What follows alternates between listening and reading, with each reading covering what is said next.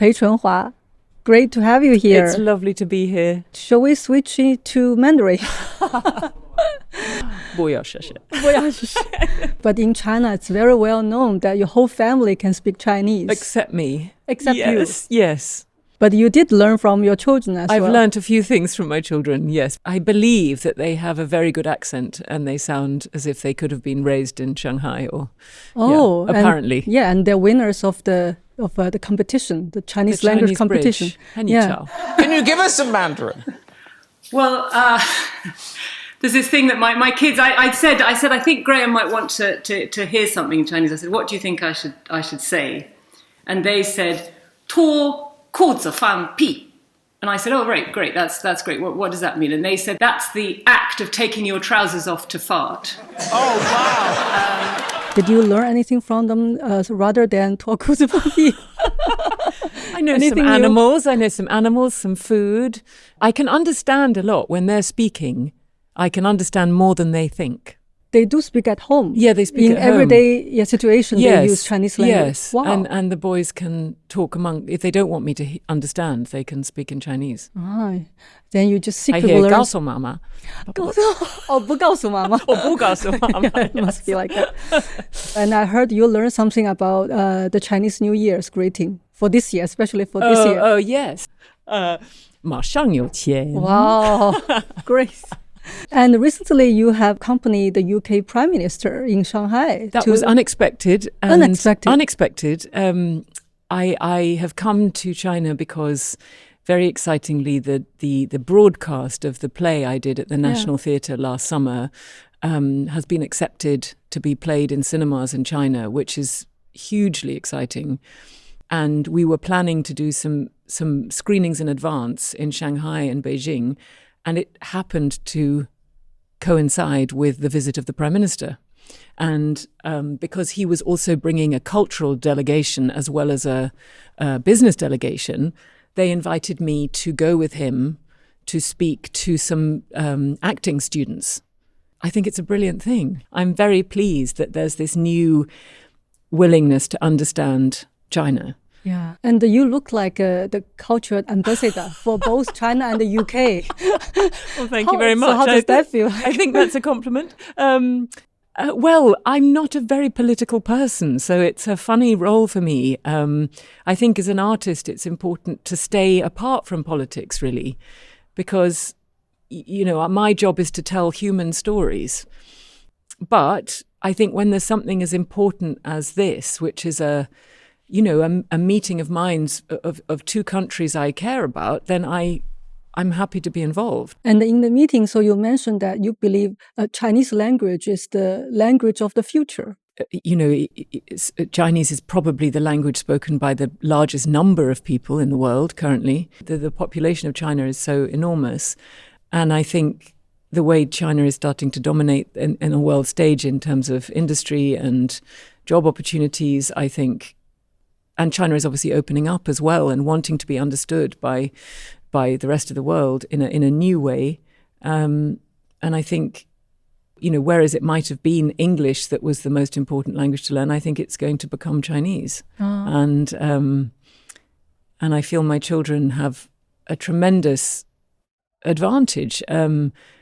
We just were excited by the language more than thinking, oh, this is going to be an opportunity in the future. We just thought this is going to be very stimulating for the brain because a tonal language it uses such a different part of the brain. Yes, once I talked to a British diplomat and he was learning Chinese and he told me it hurts different part of the brain.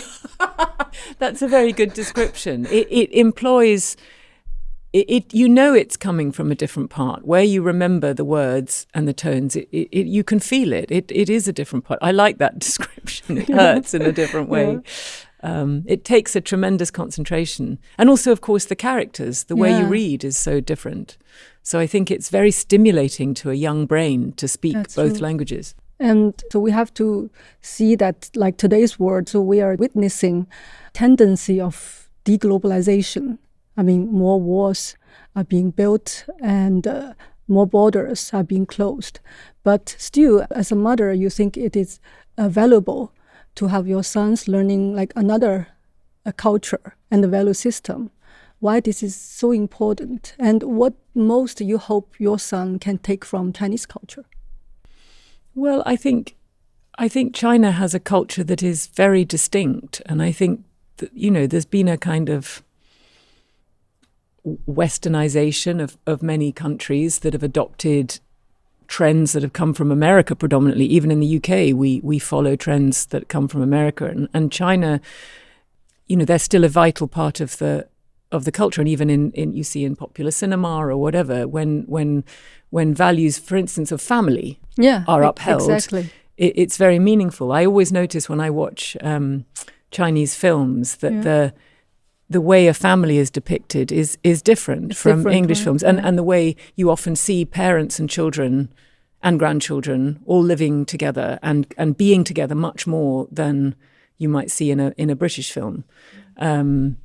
I was just watching the big hit of last year, Jia Ling's boxing film. You have seen that one? Yeah, I've seen that one. At the beginning, you have the parents are very involved in the story. Oh, yes, between the yes. sisters, and I think if that was an English film, maybe you'd just have the sisters and the parents wouldn't be so present. And I think it's all part of the filial piety, the xia, right? So you want your sons to be xiao to you? In my dreams, yeah. And then the other one is the modesty, humbleness, qianxun. Oh, qianxu. Wow.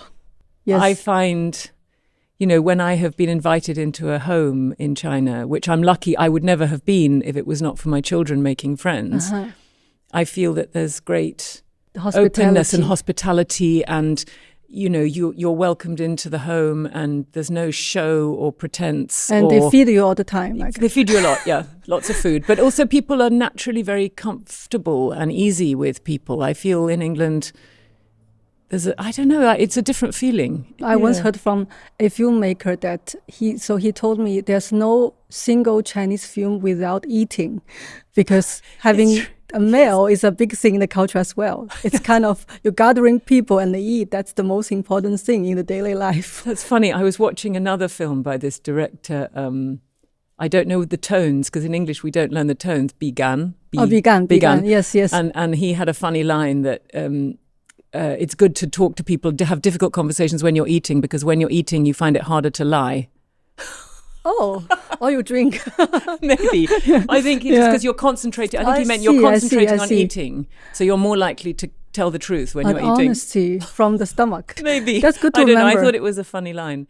And you were the co-producer of the Three-Body Problem. Or Santi. Yeah. Is just amazing. I mean, it's the most exciting book, or 3 books that I've read for years. You finished the whole 3? Yes. But I mean, it's the idea. It's such a magnificent idea that here is this threat coming, but not in our lifetime. It's such a challenge to humanity. What do you do if it's not going to affect you personally now? How do you, and what are the attitudes? What is the spirit of somebody who could just live out their life knowing that they will never see the problem? Or do you strive to help the future generations? Or, do you become loyal to the incoming force? Do you escape? It's just so much ethical problems, and the characters are so interesting. Yes, and we wanted to make more people aware of that story, and we're very excited that the great Zhang Yimou is making a film. You know about this? Oh, yes. He's making a Chinese film. Yeah. It's not yet there. No, not yet there, but it's coming. There's also a Chinese version, so the TV series of Santi as well. Yeah. So it came out like almost the same time with the Netflix version. When you compare these two, I mean, the main characters just changed to more like international faces. I guess that's for the market, right? Yeah. Not my choice, if I'm honest. Okay. But yes, it's to do with. I mean, there's so much television made now where people are obeying algorithms, obeying the wisdom of algorithms of what they feel people need. And that's, I'm someone who has always relied on instinct and gut instinct and my own feelings about things, because I think that's how you make art. But I think there is more and more tendency in television to listen to a wide variety of inputs and base your decisions and artistic judgment on that.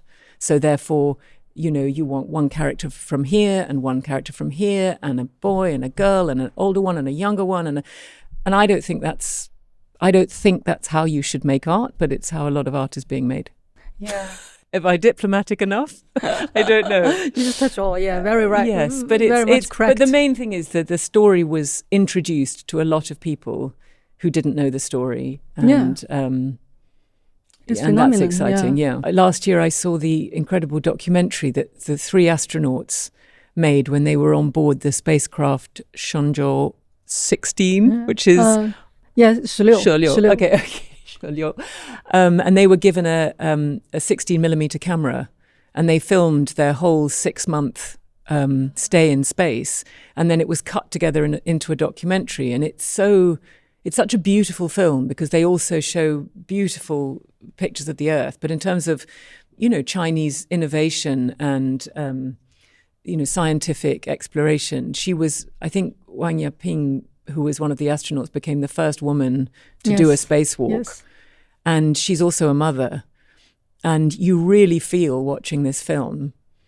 I worry when I'm away from my children for 2 or 3 weeks. She's away for 6 months. And so far away. So far away. And you see her in the film talking to her little daughter, who's about 4, who's staying with her grandparents. I mean, you just wonder what this child is thinking. And you can see that she's emotional, Wang Yaping, but you also know that she's so full of belief that what she's doing is furthering the cause of, Chinese space exploration, the world's space exploration, women in space, women's careers, and it's very admirable. Yeah, I think the daughter must be very proud as well. I think the daughter will be tremendously proud, even if, at 4 you don't fully understand. As she grows up, she'll just think this was an amazing part of my life. Talking about the working mom, so Inter Alia, it's stunning. It's stunning. Well, thank you. Well, I guess every working mom will see themselves in Jessica Parks.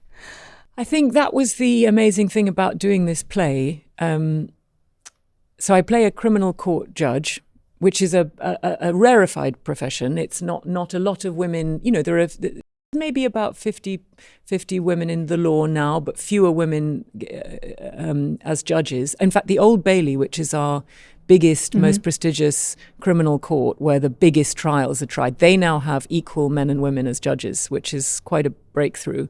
But Jessica Parks is also a woman with a son, trying to be a good mother, trying to be a good wife, being loyal to her friends, her female friends, cooking dinner, doing the shopping, doing the ironing, finding her son's lost shirt. She's a woman that we all recognize doing the. Yes, I got. We call it the juggle. So the juggler, the very expert. Yeah, so juggler. Do you use that in Chinese? Yes, we say something like try to balance work and life, but it never. Yeah, juggler. You're more in control than us then, multitasking. Yeah. Yes. You were like flying all around, always in motion, and change different clothes to show you have different identity or the roles in your life. Right. Yes. And I got my first laugh when I watched that Jessie was in court during something very serious. Then the son called, "Mom, where's my shirt?"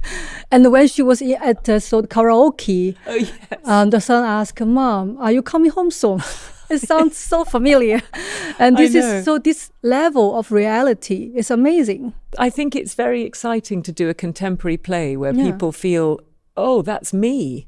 So women came to see the play and thought, oh, that's my life. But also, a friend of mine, for instance, came with her son, who's 19. And at the end of the play, he turned to her and said, "Oh, my goodness, Mum, that's you, isn't it?" And she said, "Yeah.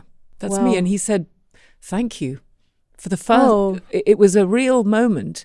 And then for men, I think men also saw, men, they found some things uncomfortable because it also explores quite, sensitively what it means in a marriage if the woman has more power in the job than the man. So in fact, in this complex dynamic, her husband would still earn more than her as a barrister. Yes. But she has more prestige and power in the law than he does. She's like the first woman in the space. I mean, yes. she reached that level. Yes. But she has to deal with this very delicate ego of the husband. Exactly. Yeah.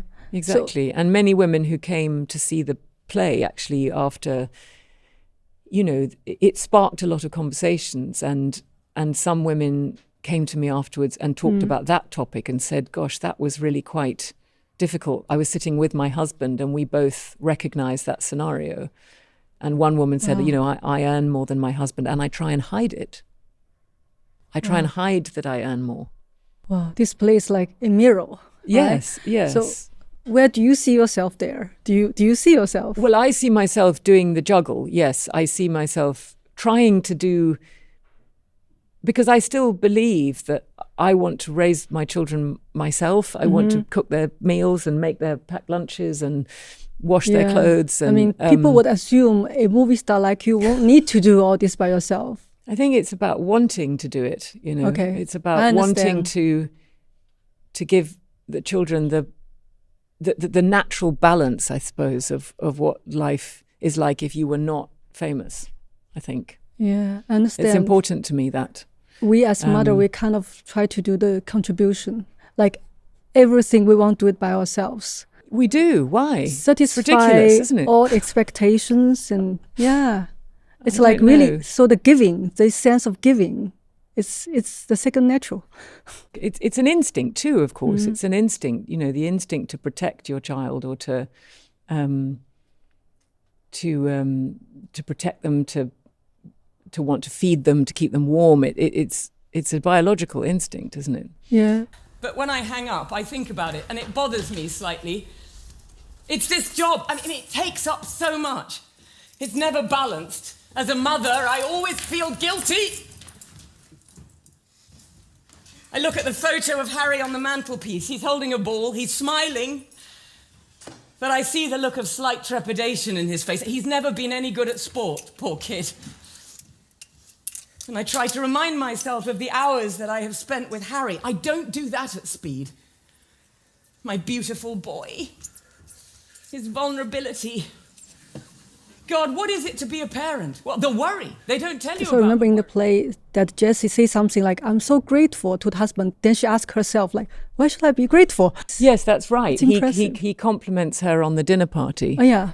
They've just thrown a party. They've had a lot of friends round, and he says something nice like, "You were great tonight." And she says, "Oh, I feel grateful." And then she says, "Why am I grateful?" This kind of... And that always got a laugh in the audience from the women. But because she prepared all the food and the husband only come with the cheese. And delivered. Yes, It's very and he impressive. feels good about his contribution. He feels he's made a big contribution. But on the modern so parenting, I think this play is more like a question rather than an answer. Because what strikes me is that boys today, they often grow up without a very clear male role models, because the fathers like usually came out of like another time, another different understanding about sort of masculinity, how to behave with women and all this. Did you discuss this with your partner? I'm sure, like in an age of growing feminism, how can we raise boys? Such an important question, and also a huge part of the play. And a lot of the play came out of a conversation that Susie Miller, our writer, had with a man who came to see her previous play, Prima Facie, an older man, maybe in his 50s, who said, "Gosh, that play has really made me think. And I can't say that all my interactions with women when I was in my teens and 20s were 100%, and then he gave up, meaning the play has made me think, did I have consent always for every interaction or intimate encounter with a woman? Did I? Or was it blurred, And so Susie really wanted to write a play where we address the fact that men don't feel very comfortable talking about this stuff. And there's a trust and an expectation that boys will learn. And yet we have this particularly interesting time because our children have access to the internet, which will answer all their questions, all their desires, anything they want to know, without the care of a parent. 不要告诉妈妈。不要告诉妈妈, yeah. And it will answer them without responsibility or, yes, so we know our children's hearts, but the internet knows their mind. Oh, and the children, the internet knows, you look at any of the social media channels, it's feeding you, it knows what you want to see, and then it offers you something else, and you think, oh, that's interesting, so you follow that. So the internet knows our children's interests, and sometimes they're dangerous impulses, or, a child likes something a little bit risky, so the internet shows them something more risky, and then suddenly they're watching stuff that we are not aware of. And it's how, as parents, we do battle with that. That's also part of the play, because these apps and the internet is built to claim our children's minds. It's designed to do that. Oh, yes. And the peer pressure is also online. There's a peer pressure as well. Of course, it's not always what we see and what we feel face to face. My husband has always been a big supporter and advocate for women. And one thing, as I have 2 boys, he always pretends to my sons that when we're having dinner, there's an invisible girl at the table. So we call her Bella. And we have to imagine at all times that Bella is there. She's a 13-year-old girl. So no conversation that isn't okay in front of Bella can happen. So therefore, you don't have a rude conversation because Bella is there. That's great. We should learn from that. Yeah. He's got some good ideas like that. And does Bella grow? I think we haven't. I mean, Bella is quite recent. She is. I mean, I guess she's maybe now 14, or she's turning 14 this year. So the same age I just as hope they your don't think son. Bella's going to become their girlfriend or something. That's very helpful. A sort of invisible sister. I think it's just important that that when you're outnumbered, like I am, with 3 men, that the conversation doesn't become too masculine all the time. I see. And that respect of women is sort of built into conversation. Yeah. I knew that so Inter Alia got very high score on the Chinese rating system, 豆瓣. Oh yeah, I heard this. Like out of 10, it's already got 9.5. Which is amazing. It's amazing. Incredible. But the top comment, I mean the one that I like the most, so apparently it's from a young girl who says that after watching this play, I'm so determined not to give birth. It will be a disaster to have a boy. Oh no! I mean, about that's the fear. Not the message. That's not it's the message. It's the fear. I mean, it's a serious problem. People don't know how to raise sons or... No, I mean, we don't want this play to be something that is critical of men at all, because, men are wonderful. We need each other. We need each other. It's about dialogue. It's about promoting dialogue. And I think Jessica is a mother who feels she's done her bit. She's talked to her son about sex, and she's talked to her son about pornography, and she's talked to him about, bullying. But she's missed the online stuff. She hasn't talked to him properly about, I think she's always felt that any threat would be coming from outside. And if he's protected at home, he's safe. But in fact, the threat is inside our homes because it's the internet. And it's about keeping an open dialogue. It's probably about, having an access to your child's online activity and talking about what they're doing. And also, if they are doing something, boys will watch pornography. They will. And if they do, don't create shame around it. It's entertainment, we understand. But let's talk about how it's not representative of sexual encounters in the real world. It's those questions that Susie's not afraid to have. And I think she's okay making people feel a bit uncomfortable, and also making them laugh while feeling uncomfortable, which helps. I had so many conversations with young teenage boys, and a lot of them came up to the fact that they wanted to be better. They wanted to be men who respected women. And yet in the kind of chat rooms where the boys are all talking together, that's when the talk can get a bit crude and a bit disrespectful because you're fitting in. Yeah. And it takes a very strong man to say, actually, I don't want to be part of this anymore. I see. Which some do, to say, because if you're the cool one and you draw a line in the sand and say, that's not okay, then everyone else will respect you and follow you. But it takes, it takes the cool guys to say no. Yeah. Enough's enough. And it takes a play to start all this. And it takes a play to start all the conversation. That's exactly. Great. That's exactly. Great. Exactly. When I watch it, I think if the first wave of the feminism is about girls will get equal chances to be the judges, like to enter all the professions. And now it seems to be the second wave of the feminism is the girls already in this kind of positions, right, and managing a family as well. Yeah. Yet right. Interesting. Still facing the pressure and all kind of invisible barriers in the life. Do you feel this way? I think it's an interesting question around female ambition in general. Is that to say that you're ambitious has always been quite a masculine idea. And if a woman describes herself as ambitious, other women, quite often, and men, can be quite judgmental of that. Whereas if a man is ambitious, it's just admired, you know. Yeah. And I think the play raises the fact that Jessica is very proud of her achievements, but she always minimizes them. She's always playing down, saying it's not right. But it's different. Isn't it different? Yes, Xianshu. But I think you can be humble and also proud of your achievements, I think. You can recognize that, it's that you usually have got there by hard work and perseverance and commitment and passion and drive.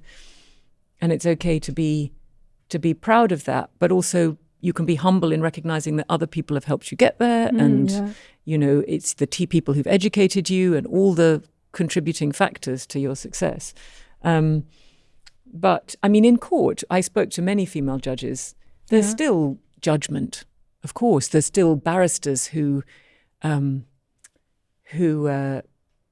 can see don't respect a female judge like they respect a male judge. Did you see? There's an amazing clip that was played in a US court. I don't know if you saw it. Yeah.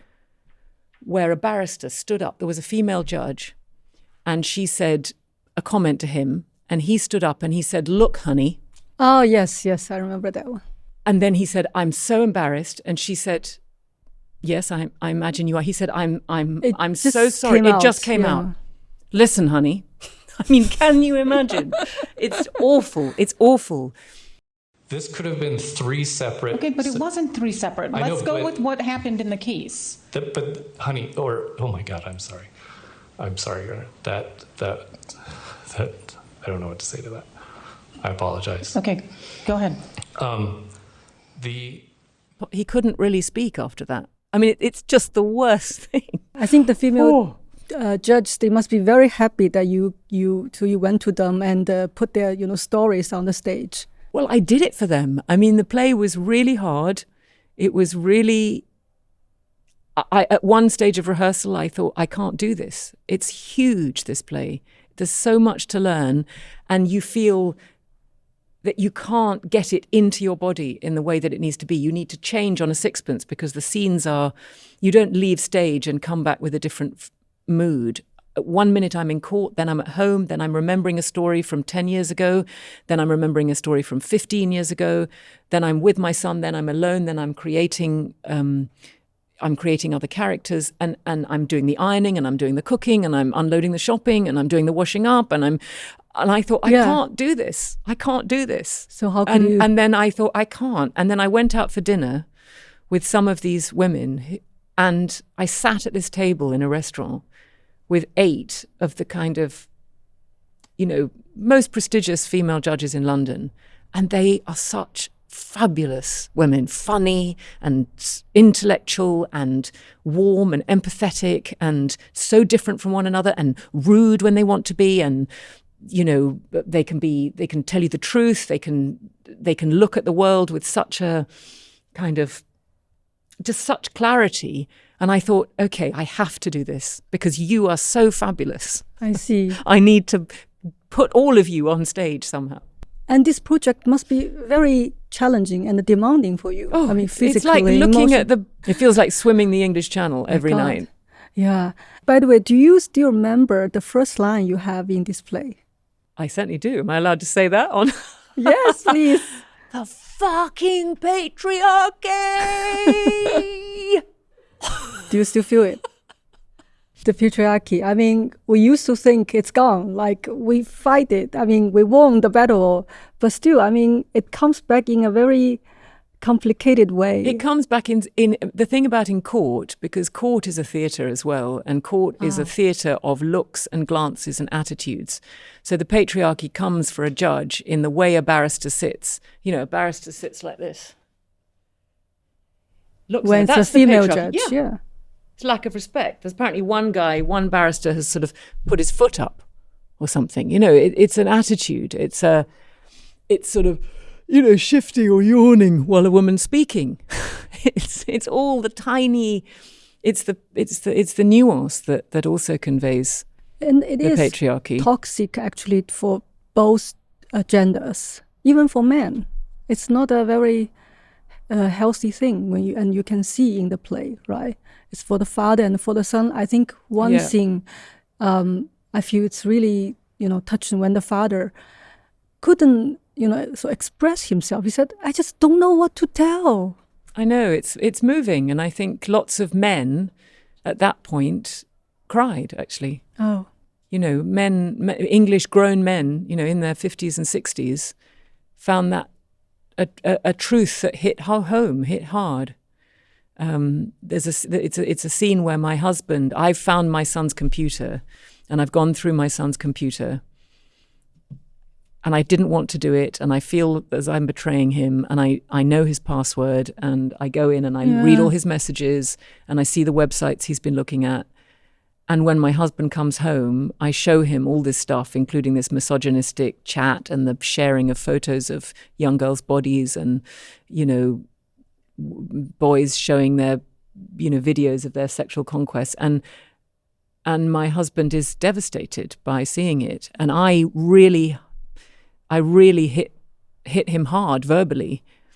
I say, you know, why the hell didn't you speak to him about this? It was your job. You know, you're his father. You have to be a role model. And the man sort of defensively says, I've been a role model. And I say, no, you haven't. When have you talked to him about? And he says, what, you mean sex? I said, not about sex, or about all of it, about what it feels like to be rejected by a woman. You know, heartbreak, all the sensitive conversations that actually go into making the man. And then the husband just says, I don't know how to talk about it. Men of my generation, we didn't talk about it like this. We didn't talk about this. Yeah. I mean, it's a really important... I mean, I was living it, so I can feel, you know, my character's anger at the point, but I can see that the whole scene was actually very touching, really, because it's a man admitting that he failed his son, really. Yeah. But, you know, you never know when the right time is to have a conversation. Or how to say it right. How to say it right. No, I mean, there should be more, and maybe this play will yes, books or men, you know, who are male role models. And I do believe that boys, you know, I think boys, well, this is my personal belief, not, you know, I'm no psychologist, but I feel that boys really need their mums from like age 0 to 7. Mm-hmm. Then they really need their dads from like 7 to 14. Okay. And then I think they really need the influence of another man, of a man outside the family from 14. Why? I think they need a role model that's closer in age to them, who they can maybe have conversations with, make mistakes, not feel judged by. And I've always tried to expose my children to other male examples who I think are good, positive. Now my older son is 14, so it's a very crucial time. But I think when I've been lucky enough to work with young actors in their 20s who are naturally more emotionally open men, I suppose, I've always encouraged my boys to hang out with them. Okay. You know, whether it's just playing football or table tennis or but they get a sort of sense of another version of masculinity that isn't a teacher and isn't their dad. And in the modern age, And in the modern age, exactly, is closer to them. So, yeah. So I learn a lot from you. Do you? I never thought I about that. don't get everything right. That's interesting. I think when you feel that you have a strong moral compass, I think it gives you something that you feel You feel solid and secure. It's like with martial arts, right? The aim of, I remember going when I was in Tianjin with my children, we went to a kung fu school, a wushu school. And the line that really struck me was the aim of martial arts is peace. Yeah. You know, when you know your own fighting, strength. Yeah, and when you know your own strength and you feel confident that you've built your body and you're strong and you can hurt somebody, you don't hurt someone. And I think it's a bit the same with morality and with being a good man. If you know that you feel confident in your relationship with women, then you will be, it gives you a sort of self-confidence. Self-confidence, exactly. Yeah, yeah. And my boy does the wushu as well. Oh, really? Well, I think it gives boys I think it gives boys a lot of, and of course it's great focus. That's the thing I love about watching it. Yeah. Because I feel, and when I see Western kids do it, they never have quite the same total immersion in the body that Chinese children have. Different training, mind training. Yeah, it's the mind training that because it's so similar to what I have to do. I find it very fascinating. You have to completely immerse in yourself and be able to operate with, you know, when you're filming, for instance, you have to be able to have somebody fiddle with your clothes or touch your hair, but you have to remain completely in your headspace. Nowadays, we said this patriarchy, for women, it could be something internalized. Like we could reach the same position as men in our jobs, in any, the professions, like at home. So in the family, you have some like works that you do, but you don't really see it. So for example, like cooking or try to make everybody happy and all this. In Chinese, we say it's so invisible, labor. And do you think that sometimes we just internalize this kind of authority? I mean, so the patriarchy, that we have some kind of self-guilty, not satisfied with ourselves.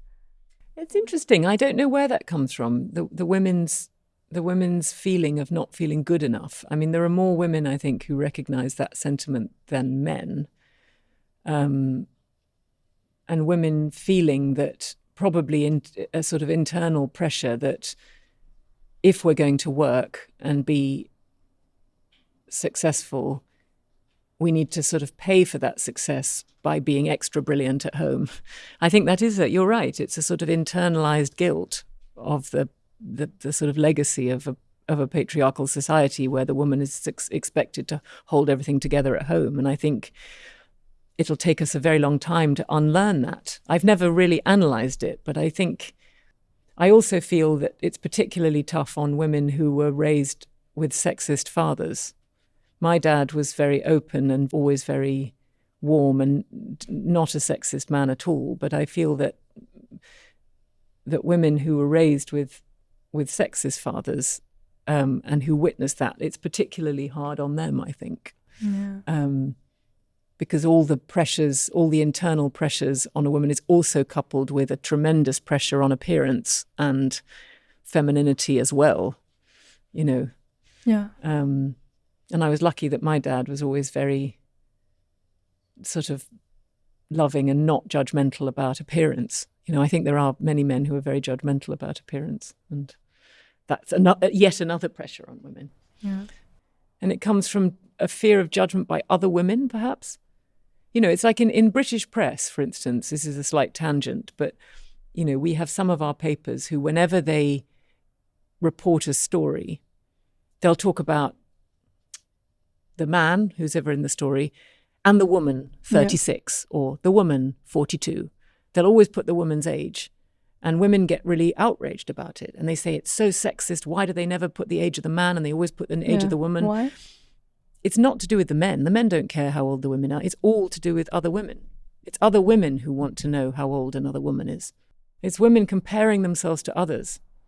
They want to see how old a woman is so they can think, oh, she doesn't look so good, or I look better than that. Or they can judge. Yeah, they can judge. And it's so interesting that a man doesn't actually care about the age of the woman. So we also have that. When we talk about, and when we're, being critical of the patriarchy, we also have to talk about where we don't support one another. Yeah, we have a word for that. So in Chinese, you do? Cijing. It's a female Cijing. competition, something like that. It's a competition among ourselves, yeah. And I think that in the law, that all the judges I spoke to, there is a really supportive culture, but they did mention that there are women in the legal system that mostly people who I didn't actually meet because they weren't considered so useful for this character, but who are more competitive with other women. So that exists in the law too, that there is a culture of women who have got there and they feel that they've maybe got there when the times were even tougher for a woman, and they're certainly not going to help another woman get there. So like another line I like the most from the play is when she was singing the karaoke, she said, "It's the eager to be me." Oh, so yes, the desire to be me. Yeah, that's for us, I think. Do you do karaoke? And I'm a very bad singer, not like you. So your mother is an opera singer. Yeah, but I don't sing because of that. I never sung. It was a huge exposing thing for me to sing on stage. It was my worst nightmare. I have terrible voice for singing. But karaoke, it doesn't matter because everybody, But I had some help from my mum because I thought I have never sung. I've never wanted to sing. Really? I don't think I have a good voice. But the music director came up to me in rehearsal and he said, and I could see him coming over to me and I thought, oh no, we've got to have that conversation. He said, so how do you feel about karaoke? And I said, not good, not good. But you really have the most beautiful voice. No, it's not. It's not true. It's not true. But thank you. Now you are doing the self-beauty. Now I'm doing the self-criticizing. Okay, thanks. I have a great voice. Sure. You don't have to be grateful. Okay.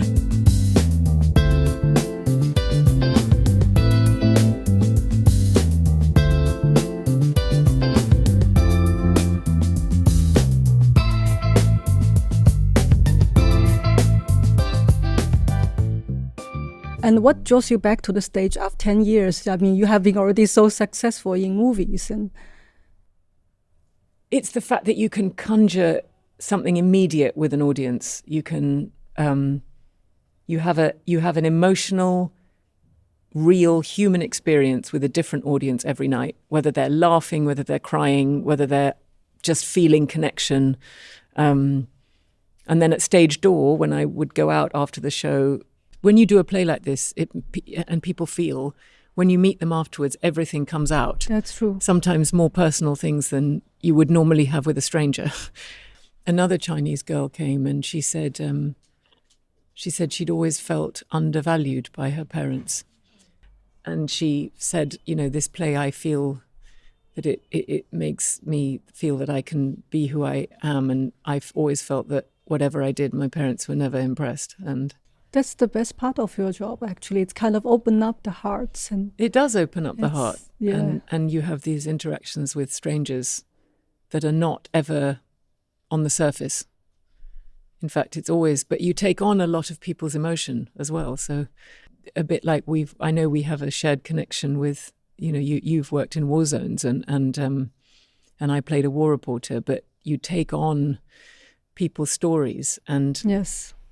And you don't know where to put them. The body, on a physical, chemical level, takes the other people's pain in. But you have the stage and I have the stories. We can tell the others. Yes. That's where we take the story too. Exactly. And sometimes when somebody told me a story at stage door, or somebody, particularly came to me and said, there was one night a girl said that she had been a victim of sexual assault and that she had had a very tough time in court. So the next night when I was creating the first scene and I have to create the girl who's in the on the witness stand, I imagined the woman at stage door the night before, So sometimes you take little bits and you keep changing it, because you have to keep your mind alive when you're doing a play like that. Anyway, yeah. But I ended up getting a map backstage and putting pins in it because I realized people were coming to see this play from all over the world. Yeah. Even countries, people from Russia who famously have an amazing theatre scene, right, were coming to see our play because they felt that there was nothing that spoke to the contemporary experience I see. in their own country. people from Serbia, people from China, people from South America, people from Canada, people from Africa. And that's what's encouraging me to do it again, because I realize there is such an appetite for contemporary stories. Yeah, it's a pioneer story. I guess so. I hope that, I know that there was a Chinese production of Prima Facie. I would love, if there is a Chinese production of this, I will travel and see it. I will try to picture who would it be. I would love to see an actress, and I would love to see another actress play it. It's not easy. It's not easy because you have to carry your audience with you. They're your best friend. It's like the way Susie writes, you have to make a friend of the audience. I see. I'm letting you in on a secret. You see, the thing is, come with me, come and see what this is. It's that. You have to, you're showing the audience, you see, I said that, but really, listen, it was like that. It's like the audience is your best friend and you're telling them a secret every night.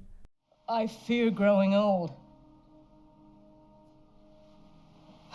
But I also fear dying young.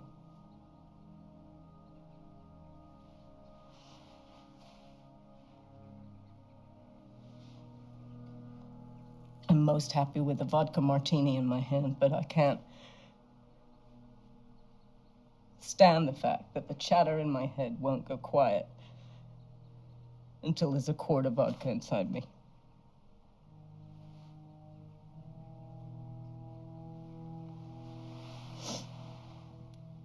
I hate being in a war zone.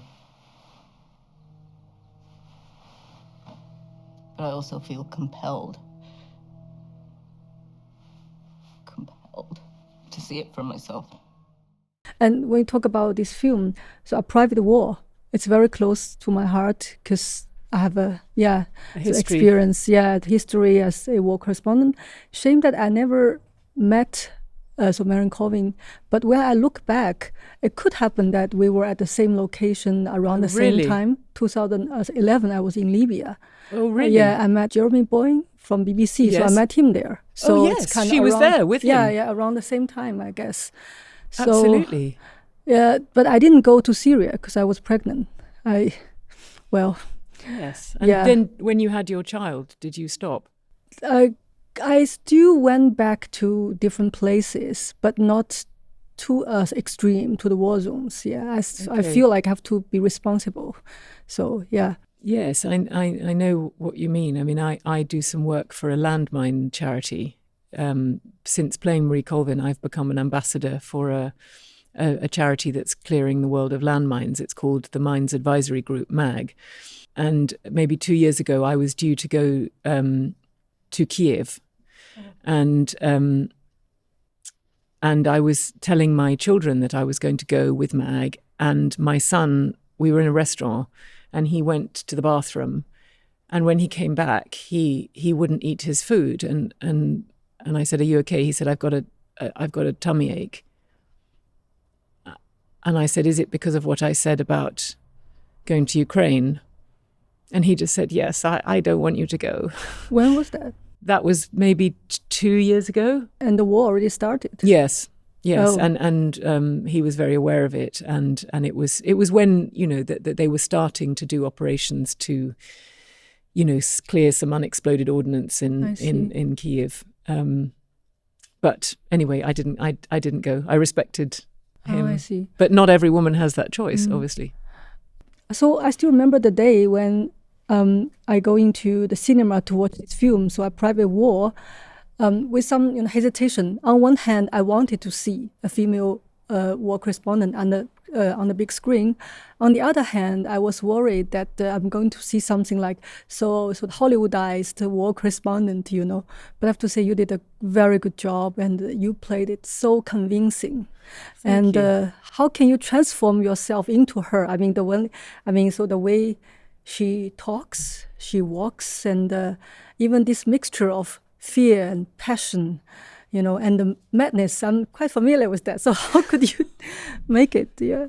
It took its toll on me, that film. She got very deep inside me, that Marie, because I wanted to do justice to her. And I knew that our director was actually a documentary filmmaker. And I knew that really he would love to make a documentary about Marie, but of course she tragically died. And so he was making this film for her memory, but he wanted to operate as if we were making a documentary. So I knew that I kind of had to be inside her, because I thought he might turn the camera on at any moment when we were traveling in a car. And he did. Yeah. And for instance, we filmed in Jordan. But whenever we used Jordan to be Syria, Iraq, Afghanistan. They look similar. And Libya. And but whenever we filmed Jordan standing in for those countries, he used the background cast were refugees from those countries currently living in Jordan. So, for instance, when Marie was interviewing a basement of women and children in Syria, they were all Syrian women with their children. And I think the line was completely blurred. I don't think these women knew that I was not a real journalist. Oh. So there was a film crew, obviously, but a very small one, and they just were asked to tell their story. So it wasn't scripted. It was this woman's story. So when she was talking about her child who didn't speak, I think at the age of 4 or something, still had not spoken, or from the age of, I can't quite remember now, but just suddenly went silent. This was this woman's real story. And she was giving that story to me and entrusting me to tell it to the world, because I think she believed I was a journalist. So I had, by that time, watched Marie so much, taken on all her mannerisms and obviously her voice. Yeah, her voice. And our costume designer looked at all her clothes, and we matched everything. The exact jacket she wore, because she wore this very nice jacket over her leather jacket was something like Prada or something. I mean, she took some. She always said, she always said something like, if my body has to be pulled out of the rubble, I want to be looking my best. That's so interesting. In the reality, we as female, war correspondent, we do talk about fashion on the ground. Sometimes we chat about that. You do? Yes. Okay, please. So I know they made that jacket they copied it exactly. And obviously I worked with the eye patch, but actually when she finally went into Homs at the very end, she didn't wear the patch because they felt it would make her too recognizable. Oh. So that was interesting. Then she had to have the actual eye exposed. And I had to have a prosthetic, to make the damaged eye. But I worked with a dancer, actually. I have a colleague and a sort of close collaborator who's a dancer. And she's always fantastic at helping me locate another character in my own body. I find movement people who are expert in movement, really helpful to my work. I see. So she said, think about your back, because when you're in a war zone, you're hyper aware of danger all around, which in our modern, urban, safe life, I never have to worry about my back, really. Yeah. You probably can be familiar with that. I know. It's just an awareness. It's just taking your mind behind you. Changes the way you walk. Sometimes I walk with my cameraman back to back so that we can look after each other. Yeah. And Marie had, she had this quite tense body language. And I remember taking gaffer tape and taping around my shoulders because she used her hands a lot, but her elbows were always into her sides, a bit like a boxer, keeps their arms close. So she would gesture, but, and of course she smoked. I don't smoke. I had to learn to smoke. Oh.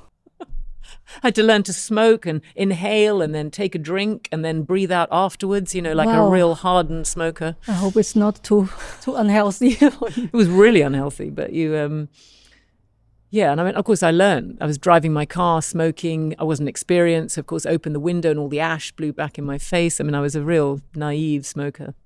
When you do the research about life of a female war correspondent, what surprised you the most? The one thing that people impressed upon me is don't make this the story of an adrenaline junkie. Don't make this about a woman who loves danger. She's not a woman who loves danger. She's a woman who deeply respects danger and does it anyway. Exactly. And is she frightened? Yes, you have the fear, and then you take the step anyway. It's really not about somebody who has no fear. You said once that she's not fearless. No, and I think that's what I learned. And maybe I expected her courageous. Yes, she has great courage. And I liked the fact that, I think her humor was great, and I think I got a real sense of how, when you're out in a war zone, the little victories, like I remember she talked about finding an egg. One day she found an egg, and that egg became the most precious thing. And then, her cameraman kept trying to take the egg. She's like, "You're not having my egg." Yeah. They don't know when they're going to get to cook it or eat it, but she had an egg. You're right. It's kind of small, the victories. I feel that way too. When I could manage, Did you have a story crisis, like an egg? Different things. Fake chops on passport, whatever. Oh, right. Yeah, sure. Stuff like that. You could manage it, Getting across a border. Yeah, all this, and pretend me and my camera, we are from one family. I remember that was in Bahrain when there was a protest, and the journalists are not allowed to go in. That was during Arab Spring, which went from Egypt to Bahrain. And they said it's close to the press. Then we just leave the big camera in the airport, and we went and we carry a small a family one. We went there to pretend we're a couple. We just come here for honeymoon, we got lost. What happened? Our friends are waiting. And they let you over. Yeah. We're among the first ones who landed. Wow. Yeah. So you're right. This kind of excitement that you those could manage stories, crisis. But that one, so you mentioned with the Syrian woman, that thing stayed with me, because that moment when Marie talked to the women there, she got moved, touched. It's the moment she also showed vulnerability. Because in my career, I once got criticized by a male correspondent who said I'm too soft. Too soft? Too soft, which means I always focus on human stories. So no matter which side they take, I always try to show the human level of the story. But I think what he said is, critic, and for me it sounded a bit gendered, Absolutely. Yeah. And it is gendered to say that your empathy makes you soft. It's probably a fear in that man. It made him feel uncomfortable, so he needed to attack it, right? Because it's something he doesn't have. And I think Marie always wanted to, show the tragedy of war on a civilian level. She worked for the Sunday Times, which was a weekly paper, so she could go into depth, and she had time to research a long story. And she wanted to convey always what war was doing to ordinary people, and particularly expose governments who were lying and saying, we're only going after military targets. And clearly they weren't. Clearly there were civilian casualties. But, Marie was also the one who got the audience with Gaddafi. She was also, her vulnerability or her sensitivity also meant that she could get her way in to talk. She was with Arafat on his bus, on his plane. Yeah. So if that's where empathy gets you, then I say good for you guys. Because it can open doors. And I think with judges, it's very interesting because one thing I have remarked on sitting in courtrooms watching judges is how much dignity a good judge will give everybody, including the man or woman, but I've only seen men at the moment, accused. That the person, the idea that in the British court you are innocent until you're proven guilty, that really holds.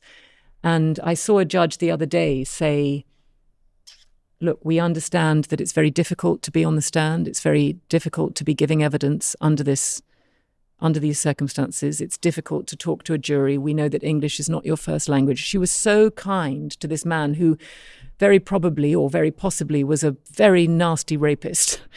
But during that moment, she gave him total respect, empathy for the difficulty he was undergoing at that moment, under cross-examination. But she was asking him to please wait until the barrister had finished her question. because this man, under the questioning of his own attorney, was very reasonable and plausible. And then when the woman, who was the prosecutor, came on to cross-examine him, he changed. He nearly lost it. He was furious that this woman was questioning his story. So the judge had to give him a warning, but she did it with such kindness. I was really impressed. I was, and it's exactly what you say. It's compassion and empathy, and it's about dignity. Yeah, human dignity. You're right. So how about in your job? Like for acting, do you need this kind of empathy as well? Yes, I've got too much empathy, I think. It's sort of dangerous. I mean, I think it can be dangerous. I think sometimes... I remember listening to that Chinese actress, who played the prima facie when she won in Venice. I remember seeing her interviewed saying, I decided if I won, that I would go on stage. I wanted to be perfectly elegant and not cry and be very composed. And, and then she said she did cry when she mentioned her mother, because she said she'd never publicly thanked her mother. And I was just listening to her talk and I was practically crying. And I thought, sometimes it's not very elegant to be so emotional. I think I'm too emotional sometimes. Really, you're just very kind. Well, I think it's maybe it is. I thought it was interesting that she equated elegance with not being emotional. Ah, that's quite I don't know. I didn't know that's a Chinese thing. Maybe. Is it a Chinese thing? Yeah. I think she said I wanted to be elegant and composed and it's like stay cool, and not don't show the emotion and this. Yeah, talking about being nice, you actually played a lot of villains. I know. I know. Gone Girl is the turning point of your career, and and the other one called I Care a Lot. Have you seen that? Yes, you have. On Netflix. Yeah. Oh, okay. You were so cool, so as cold as ice. Yes, yes. Do you enjoy playing villains? I do, as long as they're fun to watch. I think a villain. It's the same as fairy stories, the stories we're told when we're children. There's always a baddie, and the baddie is kind of the one that we remember because it makes us feel uncomfortable or scared, but they're always very vivid in our imaginations. And I think the villain can be very vivid, but for me to want to play them, they also have to be fun to watch. I don't think I would want to play a serial killer who was a real person or something. For me, I've always found a reason for why my baddies have been how they are. I've always found an empathetic understanding of them. Not that I don't want to make them bad. I know what their role is in the film, but I've always had there's a line I won't cross with villains, I think. I see. If it's just pure evil, I'm not interested in that. You won't show the reason why they become. I don't have to show it, but I have to know it. To know it, yeah. And in the film noir, so often feature this kind of women, beautiful but dangerous. There's a phrase for it. Femme fatale. Femme fatale, yeah, correctly, yes. Do you think this kind of female, villain now is a new version of it, the femme fatale? Yes, because I think the femme fatale always used sex to get what she wanted. It was always about being a seductress and a temptress. And I think the new female villains... They use brain. They use their brain, exactly. Wow. Very, exactly. See? Is it contradictory to feminism, this kind of role? What, to use your brain? Or to use... To be dangerous, I don't know. To use intellect for danger? No. I think it's funny. I mean, actually, a lot of feminists come to me and say, Amy Dunn is a heroine of mine, or Marla Grayson is a heroine. I mean, I don't see them quite like that, but a lot of people take those characters as examples of, as sort of feminist icons. I mean, I don't think I necessarily agree. Icon even. Okay, yeah. Interesting to know. Well, and talking about the brain, do you know that many people just describe that? So the characters, so you played as women with a brain, so highly, intelligent women. How do you feel when intelligence is singled out as something remarkable in a female character? You mean with a male character, it's taken for granted if he's intelligent, but not to talk about it, you wouldn't mention it. You wouldn't bother mentioning it. Yes, I mean, I suppose historically in films, women were there to be beautiful. I suppose, You know, when women started being in movies, it was more about, I mean, there were always other people like Joan Crawford. I mean, there always were women who came across as intelligent, Betty Davis or, you ask very interesting questions. Because you are very interesting. I mean, I think... Because you are the whispering one to answer this question. I think it's funny, when I was growing up, I was not a child. I was not a pretty child who could use prettiness. No, I was not. I wasn't. I was sort of quite boyish, actually, and quite... So I wasn't a little girl who everybody thought, oh, she's so sweet. You know, that was not who I was. I was quite masculine. I dressed quite masculine. I had short hair, and so I had my wit and my brain. That was how I could make an impression. I wasn't the sort of girl who can go into a room and everybody just goes, oh, isn't she lovely? And so I've never had that experience as a young child. And sometimes I think it can be quite dangerous for a girl if that is her experience very early on, that everybody just says, oh, you're so pretty, you're so pretty. I didn't have that. So I had to be You were clever. more free, yeah. Actually. Yeah, because I had to be clever or funny or sharp or, you know, and I quite liked challenging boys. When I met boys, I knew I wasn't I know people consider me pretty now, so it's sort of it sounds when? like I mean, well, probably since I was a you later teenager, I sort of blossomed like the Bond swan, girl? like the swan. Okay, since when you were the Bond girl.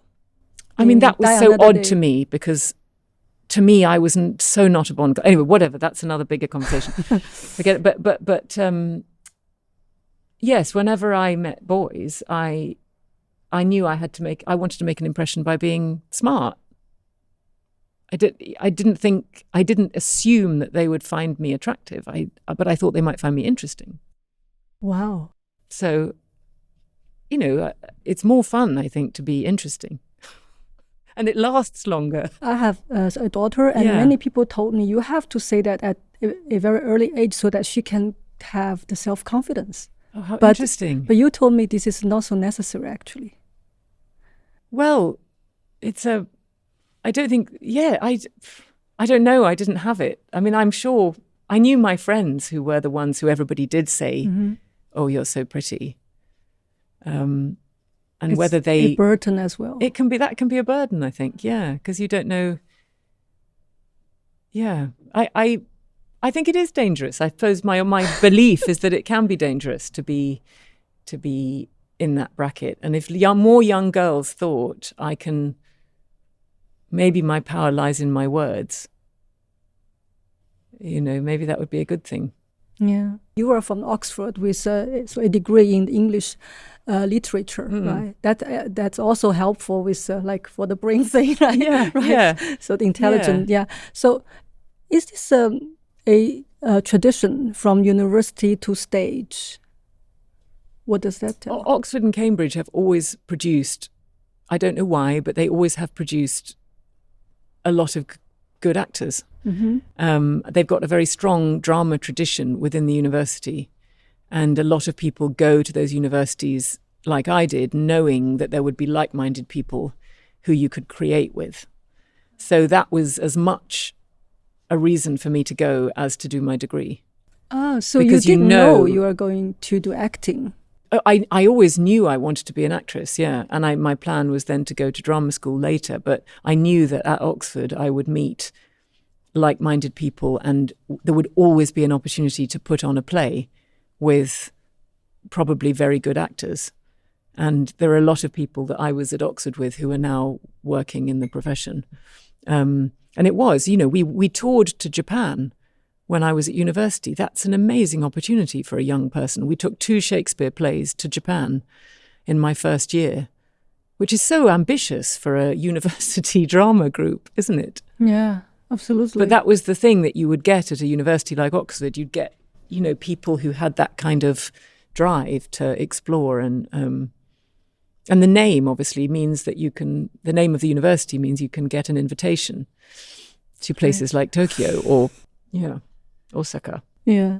A question from the team that if you could have a conversation with any woman in history labeled as bad or mad, Bad and mad. Mad. Do you think somebody will be be bad and mad? I don't mind being my legacy being bad and mad. I'd be quite honoured. Someone like Joan of Arc? She was considered a bit mad. Sure, she was very interesting. Mata Hari, the lady who became an exotic dancer in Paris. She created this whole identity as a dancer, and then she was executed for being a spy for the Germans. Oh. And nobody really knew the truth. She always protested that she was innocent, but because she created herself as this identity, so people didn't trust it. Joan what? But she's a fighter as well. She's a fighter. I know. Any female warrior. I mean, I think, there was a culture of women fighting. I've always been interested in women fighting. In fact, I'm trying to develop for the screen Svetlana Alexeyevich, who's a Nobel Prize winning author from Belarus. Uh-huh. And she wrote this extraordinary book called The Unwomanly Face of War. And she collected all the voices and stories of women who had fought on the Russian front in the Second World War. And they are unbelievable stories of women who were gunners and fighter pilots and tank drivers. And, they weren't doing what they were doing in the UK. They were properly on the front line fighting. And then when they returned home after the war, they were shamed for it because it was assumed that they were just sleeping with the generals. Nobody believed that they were really fighting. And so they were told to hide their medals and hide their boots. And they were told that they would never be able to be married if they told their stories. So these women never told their stories until they told them to this author in the 80s and 90s. And they're you can't believe how amazing these stories are. Stories of the pressures they were under. And of course, because they were women, things happened to them on the battlefield that never happened to men. They gave birth. Girls went off to war not knowing they were pregnant, had a baby, had to deal with the baby. And of course they grew up, they were young, they were 17, 18, 19. And so you always want to show this untold side of women. Yes, right? I suppose I do. I just found out that just shortly before you came to Shanghai, you celebrate your birthday. Yes. And not on the day that the internet says, though. I have really? It's wrong, but it's close. Okay. So once you said in the interview that as an actor, you could cheat time. Yes. Do you also kind of growing with the characters? Well, it's funny because now I'm developing, I'm producing stuff for me to be in. But I've realized that now I understand about producing. It takes so long that I've been acquiring books for women of about 45. But now I think I'm going to be in my 50s before they're made. So I realize I've got to start looking for stories of women in their 60s, and then maybe I'll be ready, by the time it comes to the screen. So I think you have to be honest as a woman and, recognize when you're too old to play a part. I think that's really important to say, if it's true. If it's true. I mean, it's okay. I think it's okay to say, I think this character would be better played by a younger woman, which, but really, also... But isn't that to show the skill? If somebody at, let's say, the 80s, but play 20s, it's kind of to show the skill of acting. No, that's not possible. I think the body can't lie. Mm-hmm. It's interesting. It's one of the harder. I mean, you can a little bit. You can probably span. You can de-age a bit, and you can obviously age physically. You can do things with your body, but you have to be realistic. But the wonderful thing was when I played a character like Marie Colvin or like Marie Curie, I would seen be that too. in. I did not recognize that was you. Oh, really? You were so real. Yeah. Oh. And later I realized, hey, that's her. Oh, yeah. Well, I had some prosthetics on. And then it's wonderful because usually at the end of the day as an actress, you take your makeup off and you look much worse. But on those days, I'd take these prosthetics off and I looked way better. So I'd take off all the lines and the wrinkles and I thought, oh, I'm young again. Thank you so much. I have ended. Yeah, You've ended your questions. questions. I end my question. It's such a pleasure having you here. Such a pleasure to speak to you. I feel very warmly about this interview. It's lovely to speak to you. Thank you. You're a very interesting person. Thank you.